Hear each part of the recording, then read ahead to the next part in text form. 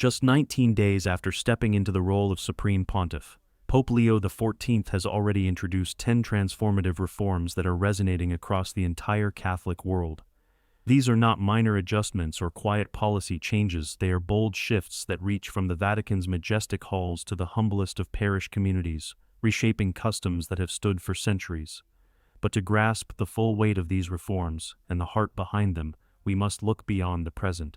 We must return to where it all began, the simple, unshakable foundation of a man's faith forged in humility and sacrifice. This story is not one of coincidence, but of calling. What appears to be a moment in time is, in truth, part of a greater design, one that invites reflection on the journey we are each walking. These early days of Pope Leo's pontificate serve as a mirror, not only for the Church's leaders, but for every soul searching for deeper purpose, for authenticity, and for truth. Among the very first decisions he made was one that raised eyebrows and stirred both admiration and discomfort in equal measure. He decreed that every bishop, regardless of rank or region, would be required to walk barefoot in a public procession at least once a year. Not within the walls of a cathedral, shielded from sight, but out on the open streets, visible to the people they serve. The gesture was not merely symbolic. It was intended to reconnect church leadership with the reality of human struggle, to remind them, and the world, that true spiritual leadership demands closeness to suffering. If Christ bore the weight of his cross with bare feet, Pope Leo said, then those who follow him must not hesitate to feel the earth beneath their own. His words struck a chord. Some bishops found the idea challenging, even uncomfortable. Yet the Pope remained resolute, unshaken by opposition. There was something deeper driving him, something rooted in memory. To understand the reason, one must travel back nearly 4 decades, to the dusty hills of Peru, on a summer day in July 1987. Long before he was a cardinal, before he was known by the name Leo, he was simply Father Robert, a young missionary priest serving in a remote village where the roads were carved by time and hardship. That morning, a small boy burst into the chapel courtyard, tears in his eyes, pleading for help. His sister had fallen ill, and the village's only priest was away. Without hesitation, Father Robert followed him. The path that wound toward the boy's home was littered with stones, thorns, and jagged earth. The boy walked it barefoot. So did every child in that village. They had no shoes. As Father Robert witnessed the boy's resolve, he stopped, took off his own shoes, and continued onward beside him, step for painful step. That walk would stay with him, not because of the sharpness of the ground, but because of the lesson etched into every moment of it. That compassion demands closeness, and leadership without empathy is hollow. That walk, in many ways, planted the seed for the Pope he would become. What he remembered was not just the road itself, but the spirit of the people who walked it daily. They had so little, yet their hearts held so much. That encounter, quiet and almost forgotten by the world, would one day echo in the heart of the Vatican, shaping a decision that now ripples across the global Church. He walked those 2 long miles under the unrelenting blaze of the afternoon sun, each step pressing thorns and sharp stones into the soles of his feet. His skin broke, his legs ached, and yet he didn't stop. When he finally reached the edge of the village, the welcome he received was unlike anything he expected. The people didn't see a visitor or an outsider, they saw one of their own. An elderly woman approached, took his dust-covered hand in hers, and gently kissed it. With a voice full of quiet conviction, she whispered, "You came like us. Now we believe you."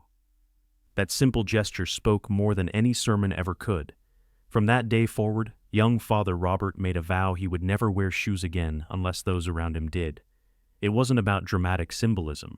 It was about living what he preached: humility, solidarity, and love expressed in action. Decades later, as Pope Leo XIV, that same spirit still shapes his vision for the Church. His directive for bishops to walk barefoot was not meant to draw headlines or attention, it was meant to awaken memory. Because only by walking the same ground as the people, he believes, can a shepherd truly guide his flock. The second reform he enacted may seem quieter, but it carries a profound tenderness. For the first time in Vatican history, a portion of the Vatican gardens, those peaceful, carefully maintained grounds tucked behind the Apostolic Palace, has been set aside each evening as a resting space for a small group of people experiencing homelessness. This area is not open to tourists. There are no photo opportunities, no press releases. It is a place of quiet mercy, offered without condition. Each night, a few individuals already known to local outreach teams are quietly welcomed in.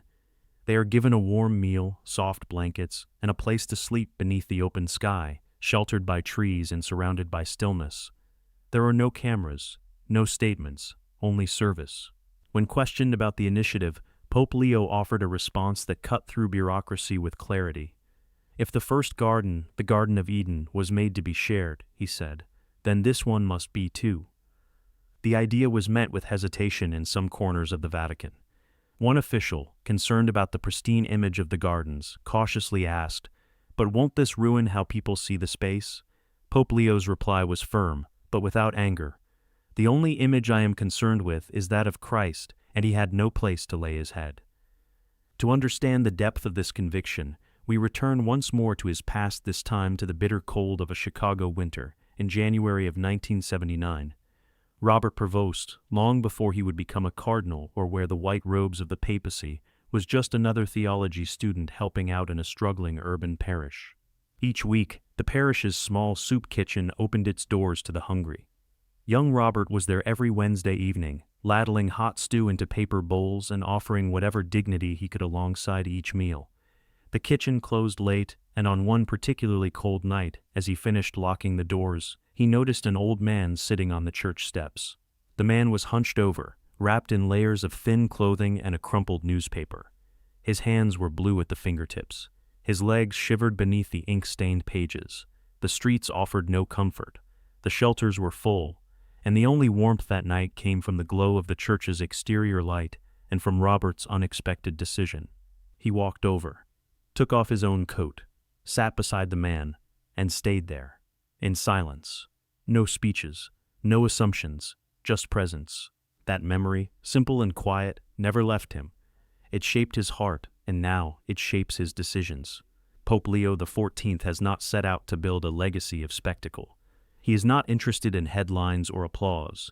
Instead, he is returning the church to the small places where feet bleed on dusty roads, where soup is served by hand, and where the greatest power is found in quiet acts of compassion. He sat beside the man in silence. Not a single word passed between them for a long time. Just two figures, one young, full of purpose, and the other old, worn by the streets, sharing a patch of cold stone under the flickering city lights. When Robert finally stood up to leave, the man didn't reach for him or ask for anything. He simply whispered, "Thank you for seeing me." Those 5 words stayed with him, long after the night ended. They became more than a memory, they became a mission. Decades later, now seated as Pope Leo XIV, that quiet encounter still echoes in his actions. In his eyes, no one should be invisible, not even in the quietest corner of the Vatican gardens, and especially not when the world has gone to sleep. Among the earliest decisions he made after assuming the papacy was a subtle, yet deeply symbolic change. Pope Leo began shifting away from ornate and extravagant papal garments during ordinary events and public appearances. He didn't abolish tradition. During formal liturgies and sacred ceremonies, he continues to wear the traditional vestments expected of the Holy Father. But in day-to-day functions, his choice is clear: simplicity. He now favors plain white robes without elaborate embroidery. His pectoral cross is smaller. The once glittering gold accents are noticeably restrained, and in a move that surprised many, he gently asked Vatican photographers not to focus on his attire during official events. When asked one morning why he wore a modest, unadorned cassock for a major mass, he responded with a quiet smile, "People are hungry for truth, not fabric." His words didn't ignite controversy, but they did stir conversation. Some inside the Vatican felt unsure. After all, tradition has long held a place of honor. But others felt a breath of fresh air. They said it was like watching the church exhale after holding its breath for far too long. To truly understand his choice, we must look back to the foundation of his religious life. In 1981, Robert Prevost took his vows with the Augustinian order, a brotherhood rooted in service, humility, and simplicity. Among those vows was a commitment to avoid ostentation. From the beginning, he lived that promise without exception. As a young friar, he avoided positions of honor. He quietly served meals from the back of the room instead of taking a seat at the front. He wore the same black robe every day, not out of poverty, but as a quiet devotion to his calling. When he became a bishop, he never strayed from those habits. His mitres were simple, his robes unadorned, and he declined custom tailoring or heavy gold chains. There's a story often told by parishioners from his time in rural Peru. During a pastoral visit to one of the most remote parishes, a little girl noticed the worn, dusty shoes on his feet. She tugged at her mother's sleeve and said, "He dresses like our fathers. Maybe he loves us like they do." That comment, innocent and profound, touched him deeply, and it reinforced what he already believed. The heart of a shepherd should never be hidden behind a wall of wealth. As Pope, he continues to live that belief. For him, simplicity is not a rejection of tradition, it's an embrace of sincerity. It's not about renouncing beauty, but about prioritizing presence. If people are to see the heart of the Church, then its leaders must first be willing to be seen plainly. This brings us to the fourth of his early reforms, one that unfolded with quiet deliberation but holds lasting significance. Pope Leo XIV has begun introducing more inclusive language into church prayers and liturgical texts. The changes are subtle and respectful, ensuring that theological integrity remains intact. But the intention behind them is unmistakable, to make the Church's language reflect the full breadth of the human family. He didn't overhaul the liturgy. The structure of the Mass remains firmly rooted in tradition, but slowly, gently, the language within it has begun to reflect a broader embrace. Not a rewriting of the sacred, but a rephrasing of the familiar, offering space for more hearts to feel seen. In subtle ways, new words have begun to appear. Where once it read, brothers, it now often reads, brothers and sisters. In certain readings, phrases have shifted toward gender-neutral terms when speaking about the faithful, ensuring that no soul feels implicitly excluded. When asked about these quiet adjustments, Pope Leo XIV offered a response as simple as it was profound. God speaks to every heart. Our words should never stand in the way of his voice. Some prelates, steeped in tradition, hesitated. A few feared the changes might reflect modern trends rather than timeless truths. But many others nodded in quiet agreement. They, too, had seen how language could wound or heal, and they understood, as Pope Leo did, that even small words can carry a great weight. To understand where this conviction was born, we return again to his years as a missionary in the hills of Peru. From 1985 to 1994, Father Robert served not in cities or cathedrals, but in scattered villages nestled between mountains and rivers. Each one was a tapestry of languages, dialects, cultures, and untold stories.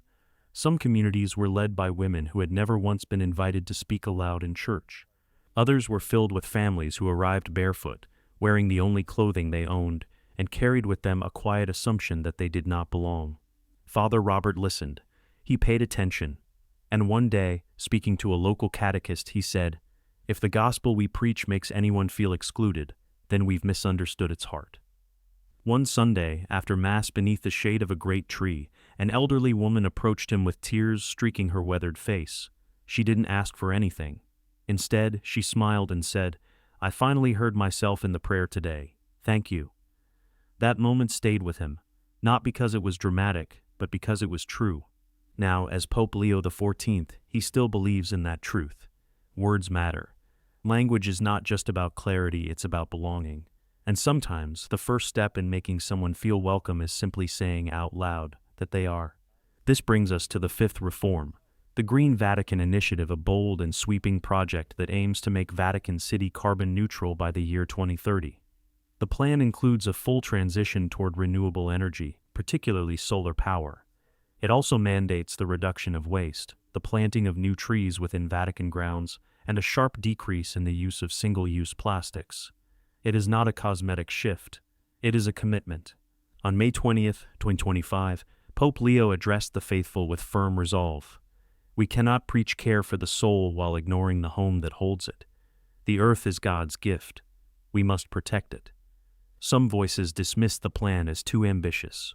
Others hailed it as visionary. But the Pope did not seek applause. For him, creation is not merely a scientific concern. It is a matter of spiritual responsibility. Caring for the environment, he later said, is not just a policy, it is faith lived. This vision, too, has its roots in a story.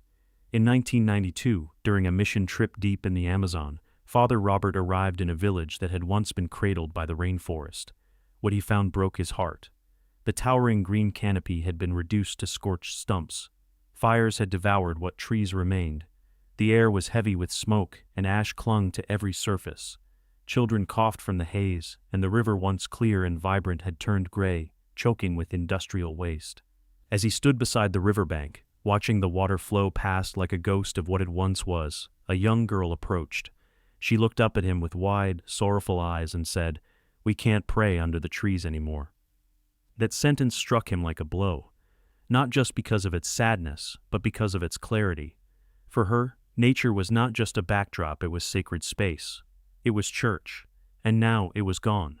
That moment planted another seed, one that, many years later, would blossom into the Green Vatican Initiative. A global institution cannot preach reverence for life while turning a blind eye to its physical surroundings. Pope Leo believes that every step the Church takes must mirror the care, mercy, and stewardship it calls others to practice. They're all gone. That quiet sentence, spoken by a child who had lost not only her forest but her sacred space, never left him. It was more than an observation, it was a cry for help, a moment of clarity. From then on, Robert Prevost saw environmental protection not as a separate issue, but as a part of the Church's spiritual mission. Today, as Pope Leo XIV, he continues to carry that vision forward. In his words, "There is no holiness in stained glass if the sky above it is dying."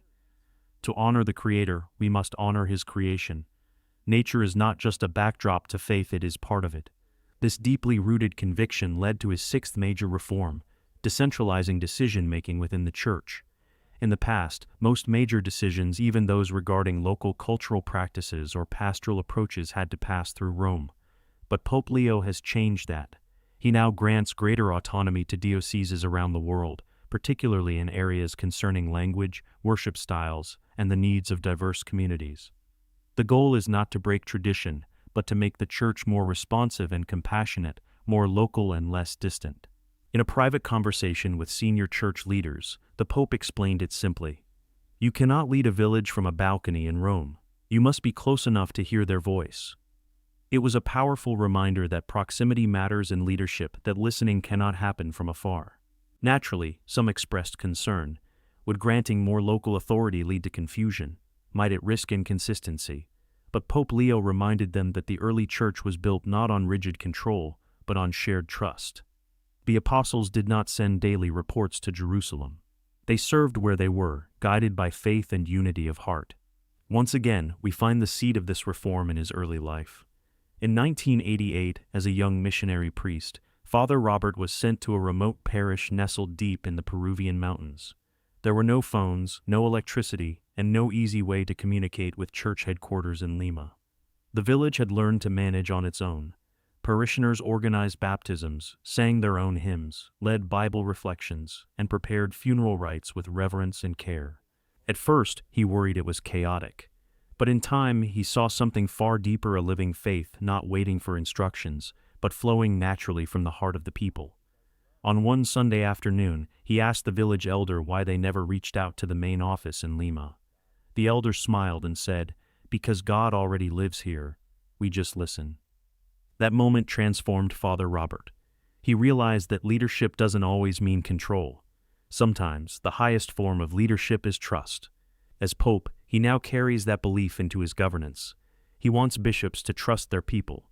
He wants the Church to stop assuming it always knows best from afar. Because in his eyes, a shepherd does not only guide from ahead, he listens from among the flock. The seventh reform followed closely behind, the establishment of new interfaith councils, positioned not in a single Vatican office, but scattered across regions of the world. These councils bring together Catholic priests, theologians, lay leaders, and representatives from other major world religions: Islam, Judaism, Buddhism, Hinduism, and more. Their mission is not to debate doctrine, but to foster understanding. To sit at the same table, listen to one another, work on shared problems, and serve humanity side by side, especially the poor, the forgotten, and the suffering. In a widely watched press briefing on May 22, 2025, Pope Leo spoke to the heart of this initiative. Faith should not be used to build walls. It should be used to build tables. In a time of division, when religious identity is often used to separate rather than unite, the Pope called on Catholics to be brave enough to reach across the divide. Of course, there were skeptics. Some warned that these dialogues could weaken Catholic identity. Others feared that boundaries might become blurred. But Pope Leo was calm and unwavering in his response. True faith, he said, is never afraid of conversation. For him, this wasn't just an outreach strategy, it was a statement of belief that God's truth is not threatened by openness, that Christ, who spoke with Samaritans and healed Roman servants, invites us to do the same not in compromise, but in compassion. And when we look back, we can see that many of these decisions were shaped by his early experiences living in places where cultures, languages, and beliefs intersected. In 1990, still serving as a humble missionary in northern Peru, Father Robert was invited to a refugee camp nestled on the outskirts of a rural province. The camp was home to people fleeing hardship and violence, men, women, and children of all faiths and none. Some were Catholic, others Muslim. Many were indigenous, carrying ancestral traditions that predated colonial borders. Some had no religion at all, just sorrow in their hearts and a desire for safety. He did not go there to evangelize. He went to serve distributing food, handing out blankets, sitting quietly with the sick. One warm afternoon, he found himself beside a Muslim nurse who had just tended to a feverish child. The two sat together while the child slept peacefully between them. Without planning it, they began to pray. Not together and not aloud, but side by side, each turning to God in their own way. When the prayer ended, the nurse gently said, "We may speak to God in different languages, but He hears the same pain." That single sentence, soft and true, left a deep impression on him.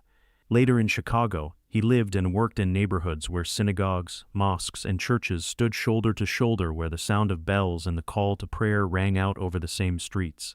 It was in those neighborhoods that he learned an important lesson, that leadership often begins not with speaking, but with listening.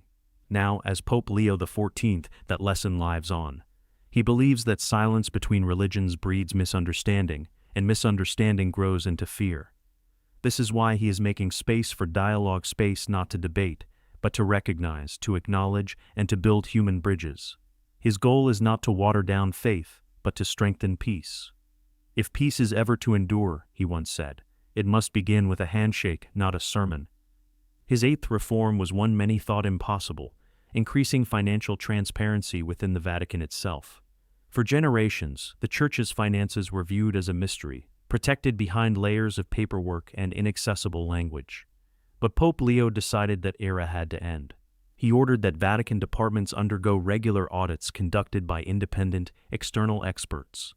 In addition, he mandated that annual financial reports be made available to the public, not summaries, but detailed documents showing how money is spent, how donations are handled, and where resources are being directed.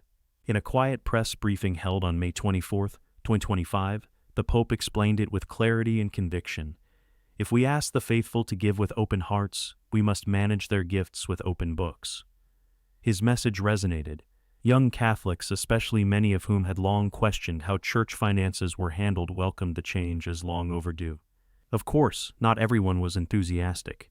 Some feared it might expose inconsistencies or create internal tension. But Pope Leo was undeterred. He firmly stated, "A church that hides its accounts cannot preach the truth." This commitment to transparency has deep roots in his past.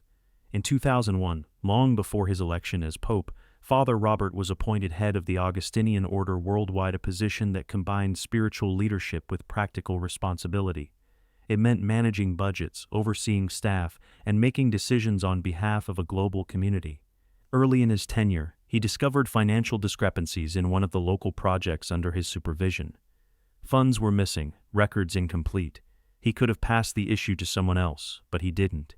He rolled up his sleeves, dug through stacks of receipts, made late-night calls, and worked with integrity to resolve the problem. Later, reflecting on that experience, he said, "Money is not the danger, silence is." His Vatican service before the papacy only deepened that belief. There, he witnessed firsthand how easily bureaucratic systems can become tangled, how transparency can be lost not through ill intent, but through inertia. He saw how difficult it was for ordinary Catholics to find out where their donations went and how those funds served the Church's mission. That's why, now as Pope, he's making the truth visible. For Pope Leo, financial reform is not just about numbers, it's about restoring trust. He wants the faithful to know exactly how their gifts support schools, care for the sick, reach the poor, and sustain the mission of the Church across the world. As he once said in a private homily to Vatican staff, the truth should not be hidden in a drawer, it should be placed on the altar. The ninth major reform introduced by Pope Leo XIV was a groundbreaking initiative, the creation of global youth councils designed to bring the voices of young Catholics directly into the heart of church decision-making. These councils are composed of young people from every corner of the world, from cities and villages, from every continent, and from diverse cultural and economic backgrounds. Their role is not ceremonial. They are encouraged to speak freely, to share their hopes and concerns, and to offer honest insights into what faith means to their generation.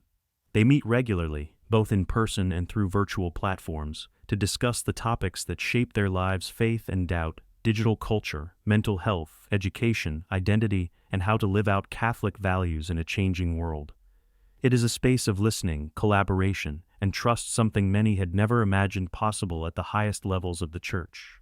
When Pope Leo announced the initiative publicly on May 25, 2025, he did so with a message that felt more like a challenge than a statement. "Too often we preach to the youth," he said, "but we forget to ask what they see, what they feel, or what they hope for. We cannot lead them if we do not listen to them." His words resonated deeply. Many priests and bishops welcomed the idea with open arms. Others were hesitant at first, uncertain about giving such a prominent voice to younger generations. But Pope Leo remained firm. "If the Church hopes to stay alive," he said quietly, "then it must open the doors to fresh voices, not tomorrow, but today." As with his other reforms, this one also has roots in his lived experience. In the early 1990s, while still serving in the remote parishes of Peru, Father Robert developed a habit that would define his pastoral style. After Mass, instead of retreating to his quarters or focusing only on adult matters, he would sit under the wide branches of a mango tree, surrounded by children and teenagers. He never lectured. He asked questions. He listened. He helped with schoolwork, laughed with them, played guitar, and showed them how to pray with confidence and understanding. These gatherings weren't official catechism classes, they were moments of friendship, of community, of love freely given. One afternoon, a teenage boy named Alio raised a question that stayed with Father Robert for years. "Father," he asked, "why does no one in Rome ever ask what we think?" Robert smiled, knelt beside him, and answered with quiet conviction, "Maybe one day they will." Years later, during his time in Chicago, that same spirit continued. He led youth retreats, organized Bible camps, and mentored young people through moments of doubt and discovery. Even as his responsibilities grew, he always made time for them. For him, they weren't the Church's future, they were its beating heart in the present moment. Young people remembered how he listened, not with the goal of correcting them, but to truly hear them. They felt seen, they felt known, and most importantly, they felt that their voices mattered. Now, as the successor of St. Peter, Pope Leo XIV has turned that simple promise under a mango tree into a living reality. These youth councils will meet regularly across the globe, sharing their reflections and proposals. Reports and suggestions from their meetings will go directly to key Vatican offices. Some of these young representatives will even be invited to Rome to speak face-to-face with cardinals and church leaders. For many, it is a dream come true. One young girl from Nigeria, after her first virtual council session, said with tears in her eyes, "I never thought someone in the Vatican would care about what I had to say." But Pope Leo does care, deeply. For him, leadership is not about talking louder. It's about making space for those whose voices have too often gone unheard. And in the young, he sees not only energy and hope, but the wisdom of hearts still open to the wonder of God. "I never thought anyone in the Vatican would care about what I had to say." Now she knows they do. For Pope Leo XIV, listening to young people is not a sign of concession, it is a sign of strength. In his words, "A church that speaks to youth is strong, but a church that listens to youth will last." It's not about giving away authority, but about drawing wisdom from those who still see the world with wonder, honesty, and hope. The 10th and final reform among his earliest acts may seem like a return to the past, but for Pope Leo, it's a step forward in reclaiming the heart of Catholic spirituality. He has revived and re-emphasized the use of traditional confessionals, those quiet wooden spaces, often tucked away in church corners, where mercy has been whispered for centuries. He has asked priests around the world to spend more intentional time in these confessionals, not just on Sundays, but throughout the week. He's encouraged churches to keep the light above the booth on more often, to leave the doors open longer, and to make the sacrament of reconciliation visibly available to the faithful. His message is simple. Confession is not something to fear, it is something that frees. On May 26, 2025, standing beneath the arching ceilings of St. Peter's Basilica, Pope Leo delivered a short but powerful address. With one hand resting gently on the edge of an old carved confessional, he spoke softly. In this box, the soul learns to breathe again. We must return to it not because of guilt, but because of grace. Some found the decision surprising. Critics pointed out that the modern world offers many new ways to process emotion and reflect through online spaces, private journaling, even silent prayer. Pope Leo did not disagree. He acknowledged the beauty and power of personal prayer. But then he added something deeper. Confession is not just about saying you're sorry. It's about being seen. It's about being forgiven. It's about becoming free. He asked that every parish, no matter how small or remote, dedicate at least 2 full days each month to uninterrupted confession. On these days, the church should remain open from morning to night. The light inside the confessional, he said, should never go out. This emphasis didn't come from a place of theory, it came from a place of memory. Back in the late 1980s, during his mission in Peru, Father Robert would sit for hours in the dim interior of modest village churches, waiting in small, creaking wooden booths, unsure if anyone would come. Many days no one did. Still, he waited. "I want to already be there," he once told a fellow priest. If someone builds up the courage to walk through that door, they shouldn't find it closed. One evening, near the end of a long day, a man entered the church just as the last light was fading outside. His posture was stiff, his eyes cautious. He stepped into the confessional, sat in silence, and then began to speak. His voice trembled as he admitted he hadn't gone to confession in over 30 years. Shame sat heavily on his shoulders. Halfway through his confession, his voice broke into sobs. When he finished, he asked in a near whisper, "Is it too late to be clean again?" Father Robert didn't offer a long response. He simply reached through the screen and placed his hand gently on the wood that separated them. "No," he said, "it's never too late." That moment remained carved into his soul. Years later, after returning to the United States, and even as his responsibilities grew and his schedule overflowed, he never stopped making time for confession. Even when he became a bishop, he personally heard confessions every week. He believed that the booth was not a place of judgment, it was a lifeline. He once told a young seminarian, "You can preach 100 sermons, but 1 quiet hour in that booth might save a life." Now, as Pope Leo XIV, he continues to hold that same belief. With every reform, he is shaping a church that remembers its roots, not to retreat into the past, but to grow into a future filled with grace, humility, and hope. Because in his heart, the church is not a fortress. It is a refuge, and its doors must never close on the soul that dares to return. Now, as Pope Leo XIV, he is not reviving old practices for the sake of nostalgia. His vision is not about preserving tradition for tradition's sake, it's about restoring the spiritual tools that speak to the quiet suffering many carry alone. He believes that people today are burdened with silent pain, grief that never found words, mistakes buried deep, hearts heavy with regret. And he believes that confession is one of the most profound ways the church can offer healing. He understands how hard it is to step inside a confessional. He knows the shame, the hesitation, the fear of not being understood. But more than that, he knows the transformative power of forgiveness. What the church offers in that moment, he once said, is not a list of what went wrong, it is the miracle of starting over. That is why he wants every confessional, whether carved in oak or made of metal, tucked in cathedrals or hidden in small chapels, to become a place of peace once again. A space where burdens can be laid down, where grace is no longer a distant idea, but a living embrace. In his words, "When you kneel in confession, you do not kneel in weakness, you kneel in hope." Pope Leo XIV's reforms are not merely adjustments to policy. They are the fruit of a life shaped by humility, listening, and a deep, unwavering faith in the dignity of the human soul. Each decision, whether it involves liturgy, ecology, youth, or mercy, has grown out of his personal encounters with real people in real places. People who needed to be seen, people who needed to be heard, people who needed to know they mattered. And now the world watches, some with hope, some with skepticism. But the question remains, How will these quiet but powerful changes shape the future of the Church? Just a few weeks into his pontificate, Pope Leo XIV has already begun to steer the Church in a new direction.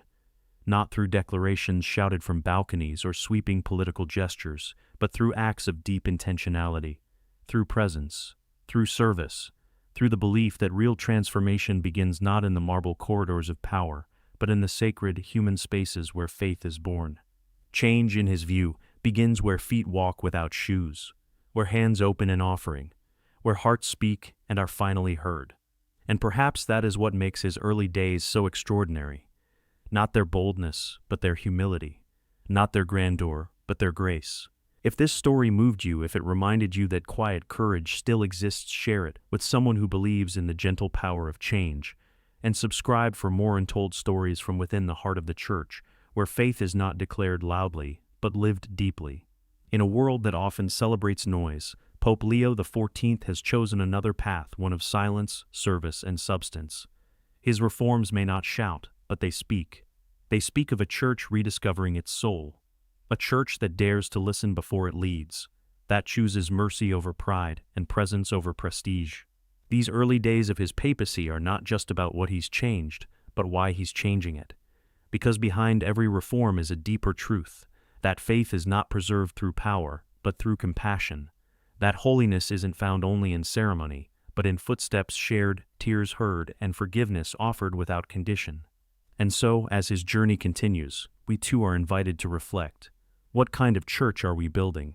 What kind of world are we praying for? And what quiet acts of courage might we be called to make in our own lives? The legacy of Pope Leo XIV is still being written. But if these first chapters have shown us anything, it's this. True leadership doesn't begin with applause. It begins with humility, with listening, and with love. Thank you for watching. If this story inspired you, leave a comment below and share it with someone who still believes that quiet hearts can change the world. And don't forget to subscribe for more stories of faith, hope, and renewal straight from the heart of the Vatican.